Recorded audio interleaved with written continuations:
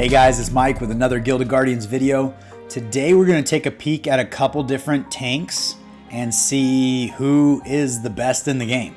We're going to put them up against different waves in the adventure mode and kind of compare and contrast their abilities and what could be beneficial to your team. So what we've done here is we have outfitted Flicks at level 100 with some gear. And then we're going to move the same gear between Tusgrog, Telva, and Grine, all at level 100. So they should be fairly comparable as far as skills, all upgraded the same amount. And then also their overall power rating, as the gear moves around on them, it will make them even. And we're going to go through and just take a peek at what they do and how effective it is. I am bringing Flicks in here just to supply some healing. She doesn't do a lot of damage, but she is there just to keep them alive, because you typically wouldn't run tanks without some kind of support to help keep them alive. But before we jump in there and actually put them into dungeons, let's take a peek at their kits and find out what they actually do. So looking at Tusgrog first, we got Winter's Howl. Tusgrog summons a pack of wolf spirits to charge through the enemy ranks, dealing 170% damage. At level 100, we've increased this all the way up to 240% instead of the 170%. It is physical damage, and then also all enemies that get hit by that are stunned for 2 seconds, which I think is probably one of the better parts of his kit. Tusgrog summons on his next ability, Ice Shield. Tusgrog summons an Ice Shield that, when hit by an enemy, deals 85% attack physical damage. We've got it upgraded to 115% here, and reduces their defense by 20% for 5 seconds. So they'll take a little extra damage for the next 5 seconds. And then his passive, Arctic Wolf, Tusgrog calls his wolf companion to aid him in the remainder of the battle, and the wolf has 30% of his stats. So like we've talked about, that's like having an extra punching bag up front taking damage that's keeping it off of your team. So that's pretty beneficial. Let's take a look at Telva. Telva's got Barbaric Rage. She charges at the nearest enemy and does 250% of attack as physical damage. We're actually up to 360%, so she's going to hit that enemy really hard. And then causing knockback and dizzy for 4 seconds. So we've talked about knockback, bringing them out of the game, and then dizzy is kind of like a stun. It's just going to make them not do anything for 4 seconds. But it is a single enemy target. And then she's got crowd control here with Furious Descent. She targets the nearest enemy and deals 225% of attack as physical damage to all nearby enemies, causing taunt for 3 seconds. With her upgrade, this is now for 6 seconds. So with the taunt, I believe that means they can only hit her with their basic attack, and they won't go after any other enemy other than her for 6 seconds. So as a tank, that's what you want, is you want all the damage coming right up there to your tank. So that's not a bad ability there. It is also going to be a single target though. Guard is going to be her passive. At the start of the battle, choose the furthest distance ally from Telva and from a link, which shares 30% of the damage they receive. The damage to oneself is halved. So I think that's worded kind of confusingly, but basically, she's going to take on half of the damage of whoever she links with to prevent them from taking that damage. So if there was a sniper or somebody taking damage in the back, she would be actually tanking up some of that damage as well to help keep them alive. So that is a pretty cool passive ability. On Grine, we have Earth Spike. Merge into the ground, recover 30% of his HP, and have basic attacks become ranged attacks. So he'll be able to hit people from where he is. While underground, energy will be drained. For each 200 energy drained, deal an additional true damage equal to 10% of the lost enemy HP. And that increases to 60%, on the recovery of HP is going to be increased to 60% because of his upgrade. Imprint is a heal. Apply a nature mark to Grine that lasts up for 6 seconds and recovers HP equal to 200% of received damage. And in this case, we're going to be at 260%. And then Second Chance passive. 9 seconds after dying, revive and recover 40% of HP. Suffer overconfident. Chance of being critically hit increased by 50% until the end of battle. And we're actually going to recover 60% of our HP when we are revived.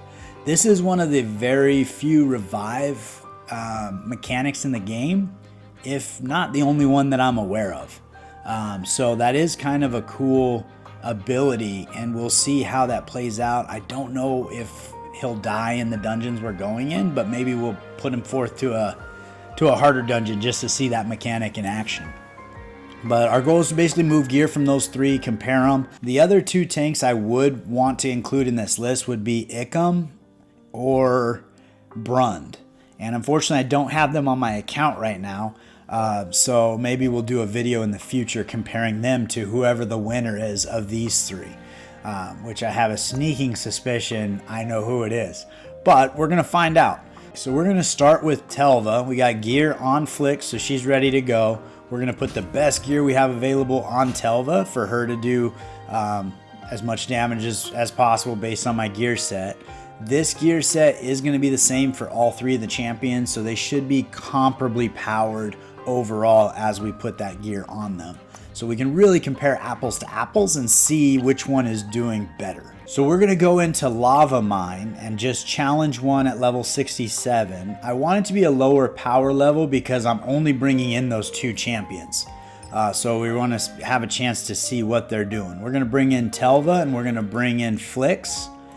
And we are going to see how they do. And again, Flix is just here to basically keep the team alive, or keep Telva alive, so we can see all of her abilities in action and kind of get a feel for her kit and how it is effective for the team. So let's just jump right in here. I am going to change the format that they're standing in and just move Flix to the back row just to protect her a little bit and make sure that Telva's kind of doing all the work up front by herself. So let's go into formation. We're going to just move Flix right back here behind Telva, and we are going to hit go. I am going to take it off 2 times as well so we can kind of take our time and see how this is going. Flix is already into her ability for healing, so she'll keep Telva topped off. Telva's taking a stun here. You can see she's doing pretty good damage. There's her knockback ability. She actually just killed him, so that's pretty good. And that is a hit that does an obnoxious amount of damage. So for a single target attack, she is going to do some damage on there. This guy here I would avoid if basic attacks have a 15% chance to stun you. So that's pretty detrimental when you're going through these runes. So I would try to avoid that one if you can. Let's see how Telva does in this room here.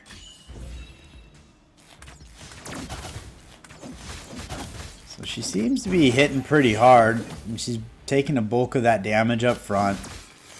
Getting knocked back. I'd like to see her knockback ability actually be useful in one of these. Here she goes. So let's see. So she's going to smack that guy. He's all the way back there, and now he's dazed for a while. Now this guy is doing the damage to her up front. And she should be able to knock him out. He's coming back now. So all that time where he was back here dazed, she wasn't taking that extra damage with 2 people hitting her. So that's pretty good. Flix is doing a great job keeping her topped off for health. And so she did one of her secondary ability there. Looks like somebody healed.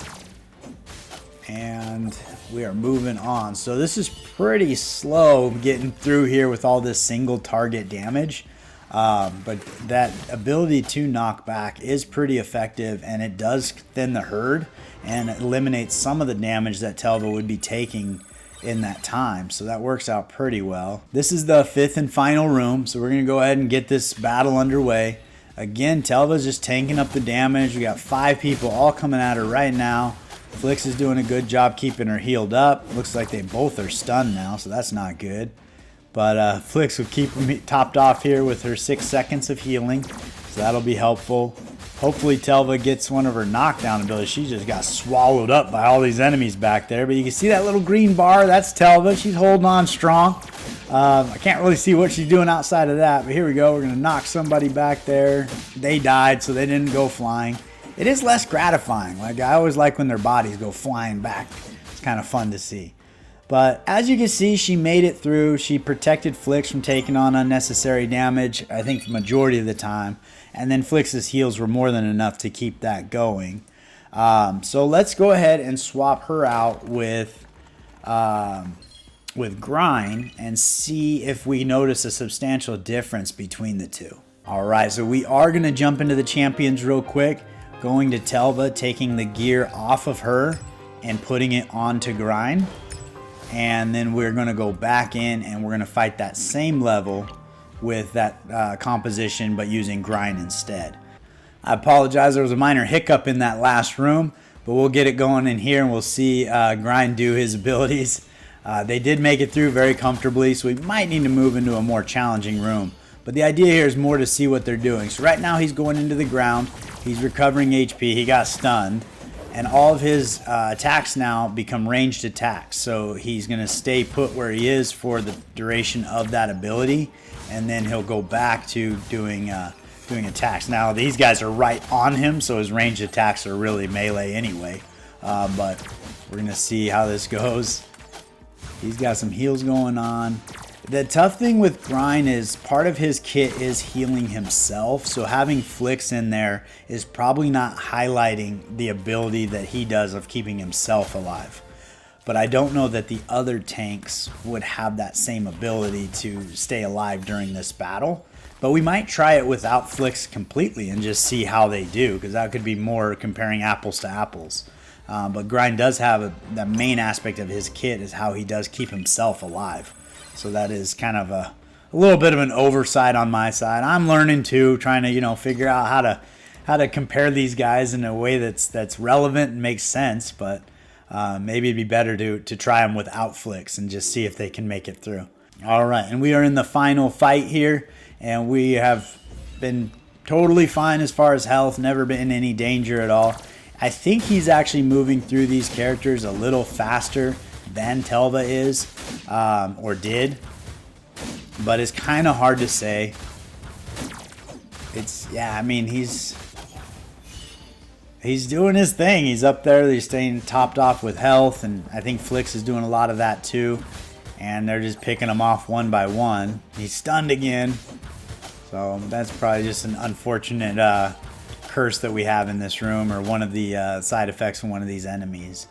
But so I mean, he definitely held his own, kept himself alive, and did some damage in there.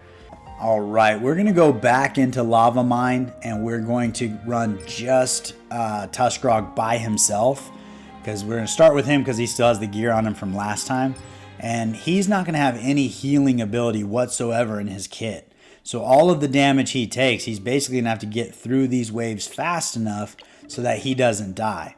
But the idea here is to highlight the benefits of healing mechanisms that Grine has in his kit. Because if you are running somebody in the back like an Aquirus who's only healing one of your allies at a time, Grine healing himself is going to be a big benefit because she can focus her energy somewhere else. Whereas Tusgrog is going to require those heals from time to time. And that will be kind of a disadvantage to Tusgrog. So I want to give Grine the benefit of the doubt here and giving him a shot. So we're going to let Tusgrog go. He's going to summon his Wolf Companion to help kind of negate some of that damage he takes up front. He does work through these waves pretty quickly, especially with that AoE ability. Got a stun in there, so he's not doing any damage. And he basically took almost no damage for that entire room. So here we are in the second battle. We're going to go ahead and take this on. I don't expect him to run into any struggles here. He seems to be doing just fine. He's not taking a world of damage. His Wolf Companion got stunned there. But as soon as he brings in his AoE ability, you're going to see all the people back here are going to get stunned. The damage and chunks of life he takes off of them gets through these waves pretty quickly to avoid the damage that you would just sitting there if it took longer. So that is a pretty big benefit there. He's probably gonna, all right, we lucked out there. I think he's about to use his ultimate ability right at the end of that battle. So we'll bring that into the third battle and see if he can wrap this up. So here we go into the third battle. We start right off with that AoE ability, stuns the entire team, takes some good chunks of life off right away. So he should be able to get through some of these guys and start knocking them down here. But he's got a well over half health, and again, so he took a heal there. I'm trying to figure out where that heal came from. Sorry about that. My brain skipped a little bit. He did have a rune that had a 15% chance to heal him when a debuff was taken off. And so I think that was the heal we saw come through there. But there is no healing mechanism in his kit directly. That was just a rune that we happened to pick up. So I apologize for the confusion on that. But we'll get this guy going. We're going to move that gear over to Grine, and then we'll bring him into the same room and see how he does. So we're in that first room with Grine all by himself. We're going to see about getting that underway. Hopefully we'll be able to see the different aspects of his healing now that he's not overlapping with flicks. He did get stunned there, taking some damage. So we'll see this. I expect this to be a much slower battle because he does not do as much damage, and he also does not have the AoE ability. So he's only hitting one enemy at a time. And so it's going to take a little bit longer for him to work himself through these rooms. Still working at it. We're almost a full minute into this fight. So he's definitely plugging away, getting it done. He's not really in any danger of dying. He did take some damage in there, but he's healing himself up just fine. And try to avoid the extra healing if I can. So life steal's no good. Garden gains a resistance to stun. We'll take that one because that won't affect what we're doing here. It was an oversight on that part with Tusgrog where I was like, why is he getting heals? It kind of confused me for a second. So we're going to see how he does in this room here. Hopefully he starts to heal himself up when he gets to his ultimate ability. So he's going to dig in here and start recovering. You saw his health gain right away, right out of the gate. And now he's doing his damage. He got stunned, and then it was a short stun because of that rune we took. So that worked out pretty nicely. But he doesn't do a lot of damage. I mean, he's plugging away and getting it done, but he definitely is very survivable. So as a tank, if you have excess amounts of damage coming from the back, he might be a great fit for you, or you don't need that extra damage from Tusgrog. But he really is not doing a lot as far as killing this team. And this team had health and healing attributes. I'd be surprised if he ever made it through this team because they'd probably heal themselves faster than he could kill them. We're already a minute into this battle. He's not in any danger of dying, but he's only killed one enemy so far. All right, so we have 10 seconds left in this room. He was not able to kill anybody else other than that first enemy. He never got in trouble as far as getting close to death. He keeps healing himself and tanking up that damage. But he was not able to actually beat the room by himself. Now, I will say, if Tusgrog had to survive in that room for 2 minutes by himself, I'm pretty confident he would die. There's no way that he would have been able to survive that battle for 2 minutes. But because his AoE ability allows him to go through and kill people a little faster, he's able to make it through. So it does speak a lot to the survivability of Grine, but definitely doesn't do enough damage to really move through enemies. He's really just there to take up damage. So he's basically a walking punching bag that just heals himself really well. So we're going to go ahead and jump back in there with Telva and see if she can get through the room. So it's straight amateur hour over here at the Content Creation Lab. I ran out of power and had to wait an hour because I used all mine sweeping dungeons to do Telva. So we're back here at the lava mine. We're going to jump in here with Telva and see if she can handle this dungeon all by herself. As we just saw with Grine, he kind of could handle it by himself, but he can't get through it because he can't kill people. So that's kind of interesting. So we'll see how Telva does. She also does not have any healing ability in her kit, and she does a lot of damage as single target damage. So I'm nervous that the length it takes her to get through enemies is probably going to be detrimental to her. I'm thinking she might die trying to get through this. So we'll give this a shot, see how she does. Maybe she'll surprise us. She does have that knockback ability, so she can kind of thin the herd a little bit. So maybe that'll be something that helps her out. But we'll give this a go and see how she does. So she's coming on up in here. We do have it off of 2 times just so we can see what's happening a little easier. She's taking a good stun here. And so she killed that guy in basically one hit there. That was with her knockback ability, but she killed him instead, so that's pretty good. The damage she's taking is pretty limited, but I don't know if she's going to be able to make it through 3 rooms of it, especially at this pace. We're already into 30 seconds into this battle. So basically we're waiting for her to cycle through her ultimate ability, and that's really what's killing folks. That secondary ability looked like it did some pretty good damage as well. And to be fair, you could build her with more attack and try to focus her on damage, but that's really not necessarily what the tank is there to do. So but she made it through the first level, so we'll see if we'll click that one to negate the last thing we took. We'll see if she can make it through the second room. I think this is where Grine got stuck and just could not beat anybody. I think he killed 1 enemy in this room and then just sat there healing himself for the rest of the 2 minutes. So we'll see if Telva can get through it. But I think, like, looking at their kits, I don't know if this is super helpful, because obviously you build a team around different puzzle pieces and kind of see, as a unit how they function. But I think it is helpful to see what each individual player is doing, and that way you can kind of gauge what you need. So in this space with Telva and Tusgrog, I'd say you absolutely need healing, because there's just not enough going on to keep them alive. Whereas with Grine, you might potentially be able to get away without having a healer, as long as he's taking all of the damage.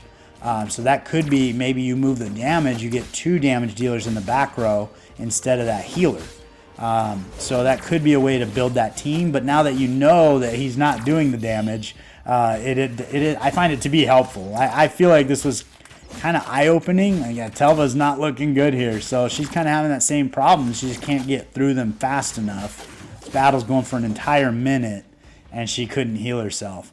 So I think that's pretty telling. I think that when you look at Tusgrog and his kit, I think he's a great balance of a tank as well as a damage dealer, and with the AoE stun, there's a lot of crowd control elements. He's just doing a lot of things.